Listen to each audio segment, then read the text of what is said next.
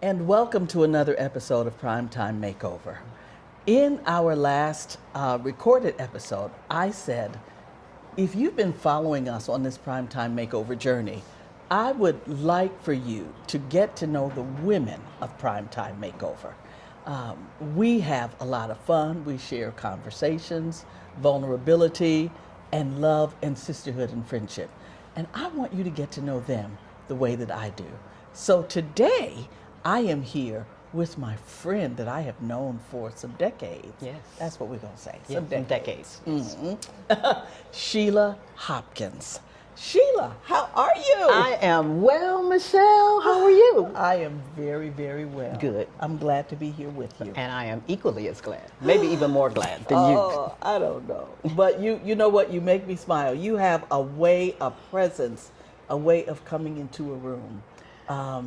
And it makes the atmosphere behave, because you don't come to play, even though you're very humorous. Yeah, I'm humorous. But you yeah, don't come to play. Oh, yeah. Because the joy of no, I'm just kidding.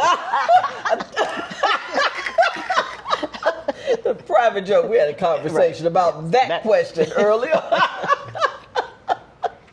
So Shelia, and as a way of letting our audience get to know you, let's have a conversation about you. Let's do it. And so this episode is all about Shelia. All about me. All about you. I like that.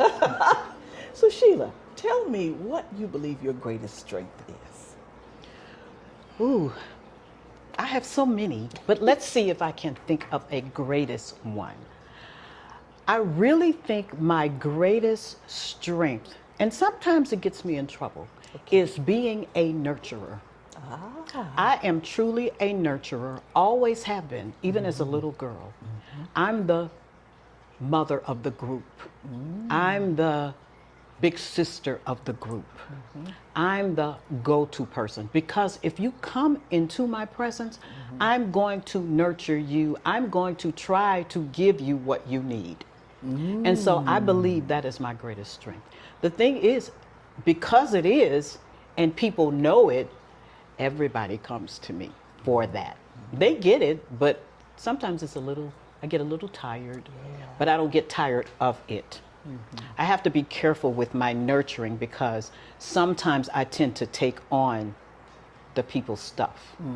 So I'm becoming and learning how to separate that.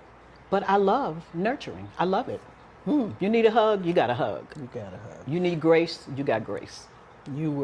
And you said, if you come into my presence, I am going to try to give you what you need. Yes. How do you determine what people need? So I have a kind of a funny story, as I always do. I have been that girl who, if you go out, like back in the day, when you go out with your friends to happy hour or whatever, I'm the moron magnet. The moron magnet. The drunk man is going to come sit by me. The stanky person's going to come sit next to me on the bus. Might be all these open seats, but that person's going to come sit next to me. But it's almost like people are drawn to my nurturing spirit. It must exude or something. I don't know. But I used to call myself a moron magnet, because all of the crazies. Even now, I'm a walker. I walk, whenever it's sunny, I'm walking. When I'm walking down the street, the hey, Miss Lady's gonna come up to me. Wow. And so people are drawn to me. Okay. They're drawn to me. Okay. And so once they're drawn to me, they feel comfortable telling me what they need. Okay. They're comfortable. And I think also over the years, I have gained people's trust. Being a retired HR professional, I earned people's trust. I was an HR professional for almost 40 years. And I had to keep people's secrets. And I always felt, if you can't keep a secret, then what good are you? What good are you if you can't keep somebody's secret? So I have secrets that I'm going to take to my grave. Yeah. And so I've earned trust and gained people's trust over the years. Wow. Yeah. That's a big deal too. It really and is. to protect secrets like that. Yeah, it really from is. your job Yeah. that you said you'll take to the grave. And so we're talking about nurturing. What then is your biggest strength? What's your biggest challenge? My biggest challenge is not taking on too much of people's stuff. I've had sleepless nights where somebody will tell me something that they're going through, and I'm wrestling with it at night. I'm taking it on. I'm trying to solve it. I'm trying to help them work through it. And I think I get a little bit too personal. I take it and make it my own. Yeah. And so I'm really working my way through that. I'm almost there, but I still take on people's stuff. Even people I don't know.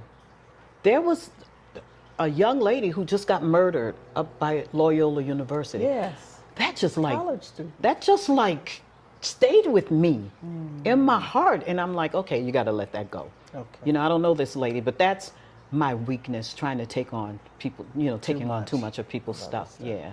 Yeah. But I'm working through that. You working through it? Okay. Yep. What gives you joy every day? So Nobody ever regrets capturing a moment the right way. They only regret not capturing it at all. That's why here at Flawless Focus Digital Media, we focus on making memories last forever. Whether it be a milestone birthday, a prom, a wedding, even a podcast.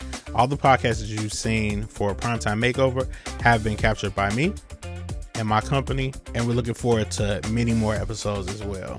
Feel free to visit us at flawlessfocusdigitalmedia.com. Submit your information for an inquiry call, and we can go from there.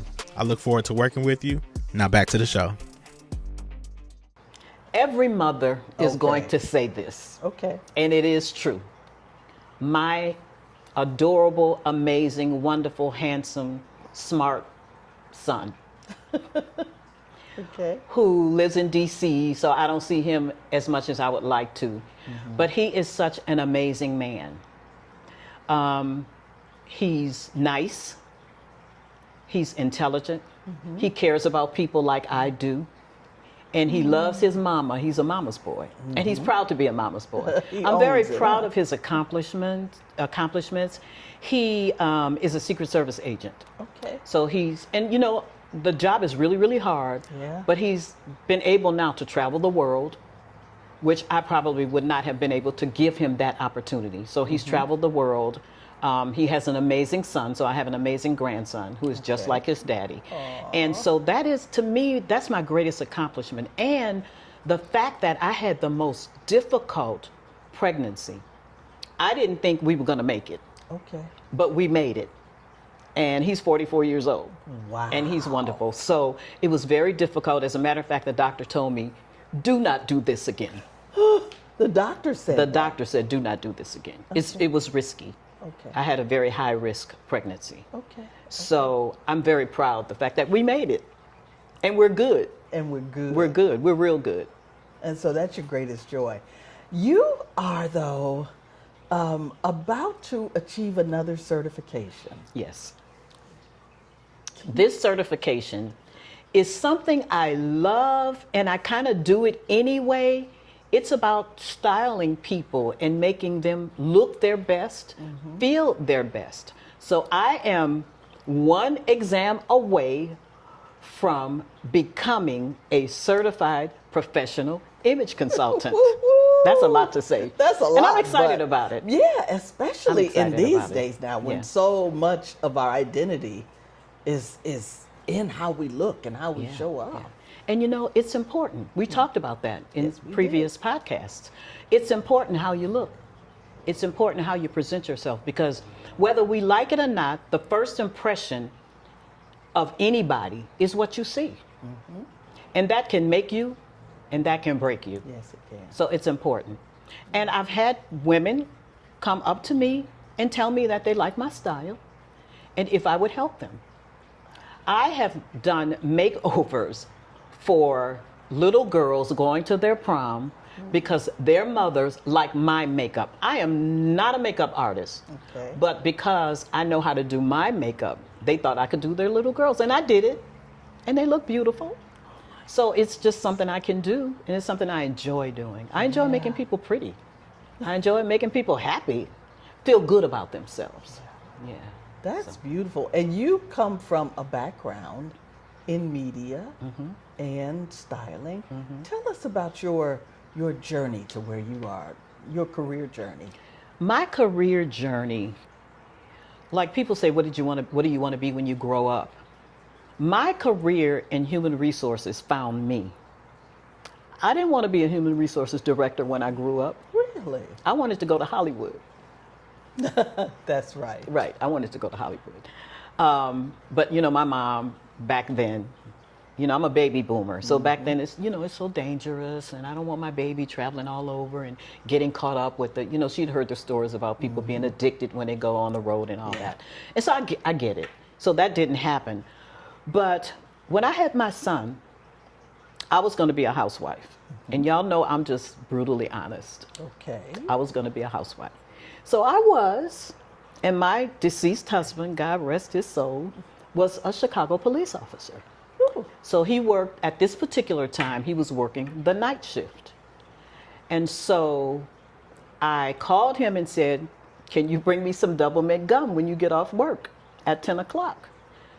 Well, I got the double mint gum at like 1 o'clock in the morning, and I'm like, I'm not going to wait on nobody to bring me no double mint gum. I'm going to get a job. I know. Wow. So I did. I started going through the phone book, because that's what we did back then. Yeah. Went through the yellow pages, and I said, well, I think I might want to work for this company, this company, this company. One of them was Ebony and Jet magazine.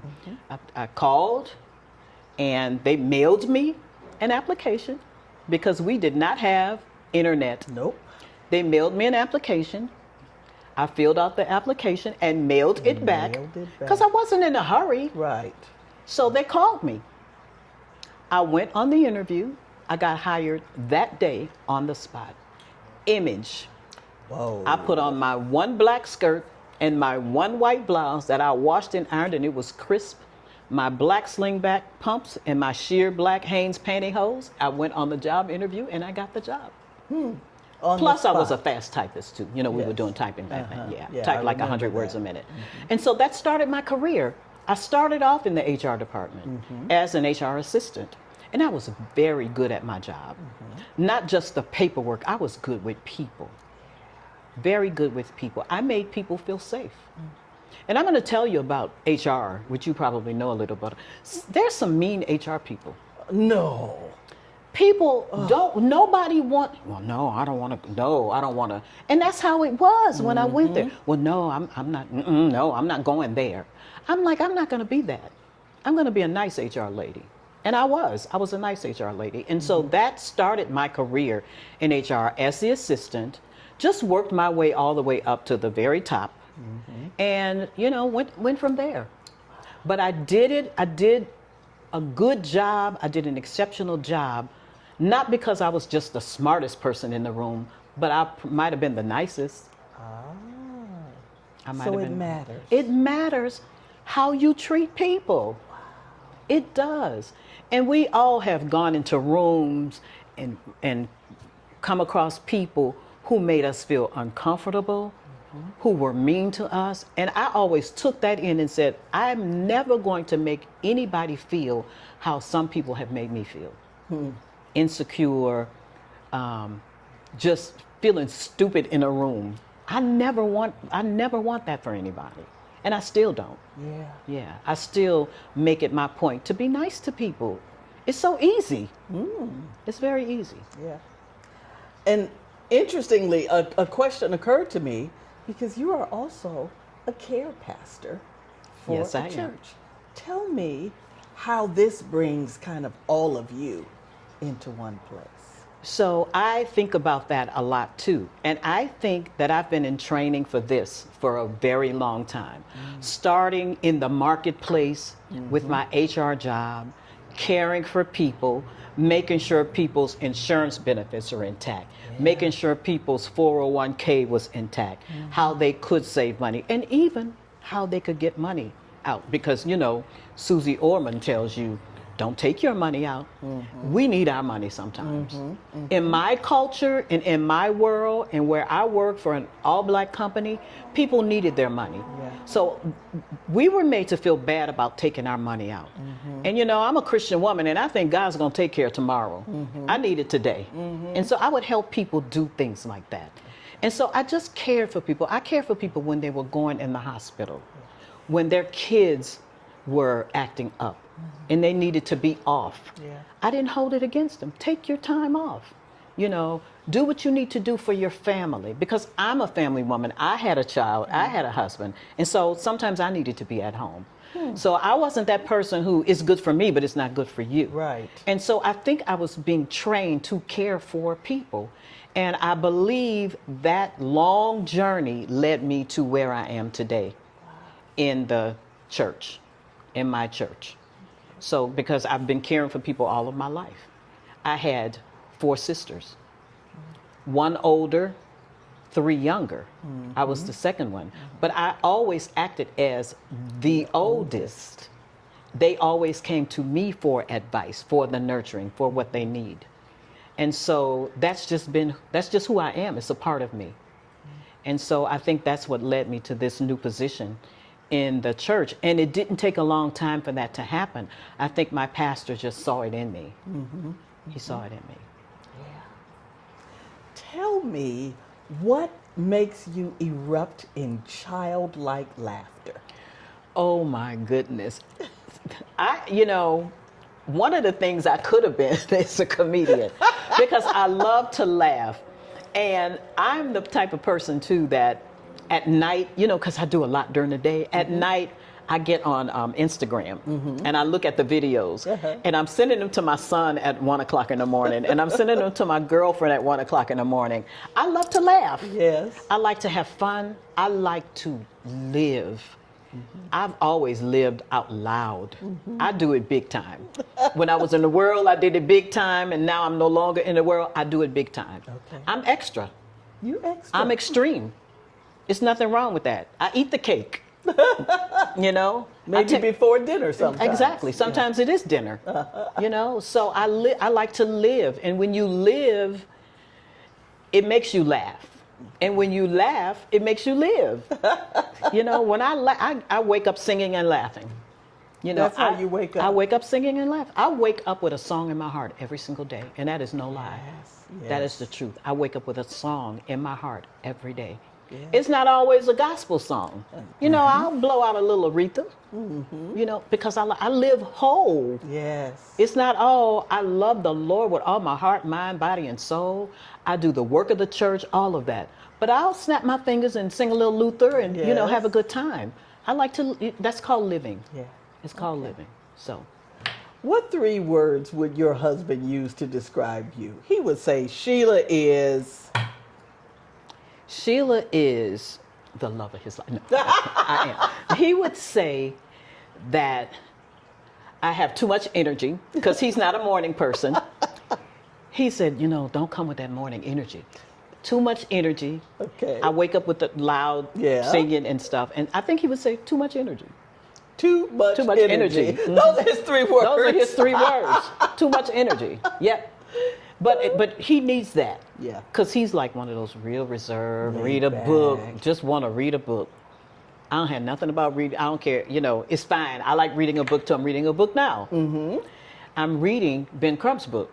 Oh, okay. And I went to his book signing. Yes. And Dr. Ian Smith was there. I know we're off topic. Dr. Ian Smith was there. I had a wonderful time. I saw the picture. Laughing. You took a picture talking with with somebody people. there, didn't you? I did. I took a picture with them. And a funny story, they were having people write their name, you know, so he could sign the book. So nobody had paper or whatever. I had Post-its in my purse with Romans 12, 1 and 2 on the Post-its, because that's one of my favorite scriptures. So I was passing these Post-its around. And everyone was, what's Romans 12, 1 and 2? So I was telling them Romans 12, 1 and 2. Those? I want to get I some ordered of them those. from like Personalization Mall or something Okay, like that. Or you okay. can get them, yeah, you can get them just about anywhere. I wanna But get those. that's my favorite because every morning I present my body as a living sacrifice, holy and yeah. acceptable. So see that side of me too. Yeah. And I have fun with that. I see. Yeah, so I just really like to have fun. Yeah. I do. Yeah. When I'm walking down the street in the morning, I'm singing. I'm singing out loud. You know, I've got my AirPods in and I'm singing out loud. And some people join in and they're like, oh, yeah, good morning. It makes for a good day. Yes, it does. And, you know, I took a bird watching course. Bird watching. Bird watching. When my Okay. husband died, I did some grief counseling. I went to Yeah. grief counseling. And they said, you know, maybe be out in nature. So I took a bird watching course. Okay. And so I'm a birder. A birder. A Is birder. that what they call That's what they call them. Okay. I'm a birder. I got my binoculars and my boots so when it was muddy and raining, I could still go out. Because, you know, they come out early like me. Yeah. They're up early. We meet Yeah. at 4 a.m. Oh, With the is birds. that what time you? 4 Not. a.m. and 5 a.m. Yeah, that's what time the class met. Because birds by 8 o'clock, they're gone about their business. Okay, Yeah, so okay. you have to get them early. And so that really helped me with my energy, you know, being energetic. That was so good for me. It helped me to heal. That morning person. I'm a morning person. Here's my last question. We're done already? It feels like we just started. I know. But here's my last question, because I've learned about you today. What would you like to leave as a legacy in the earth when you transition? Or as when Melissa says, when you graduate? Oh, that's a good question. I want people, and I talk to my son about this all the time, to live and not just survive, but to thrive, to find what you really love, do something that you really enjoy, do it every day. The challenges are going to come, the ups and downs are going to come, situations that are beyond your control are going to come, but find some way in all of that to live life out loud, to live it to the fullest, to just enjoy the time that we have. We don't know how much time we have. I thank God that He kept His promise to me. We don't know how much time we have. So I wake up every day living, enjoying, loving, nurturing, being kind to people. That's the legacy I want to leave. That she was kind, and she was good to people, and she was good to herself. Whew. That is an amazing closing comment. This is my friend. My friend, and Sheila I- Hopkins, y'all. And Pastor Sheila Hopkins. And I love me some Michelle Akins, my friend. Yes, Yes. we are friends. We are, for real. And so thank you for joining us on this episode all about Sheila. Remember that you've been anointed to do something great, like Sheila. So make Do it it. your business to start doing Do it it. today. Live. Do it, live. Oh, okay. You Live. are loved. Thank you.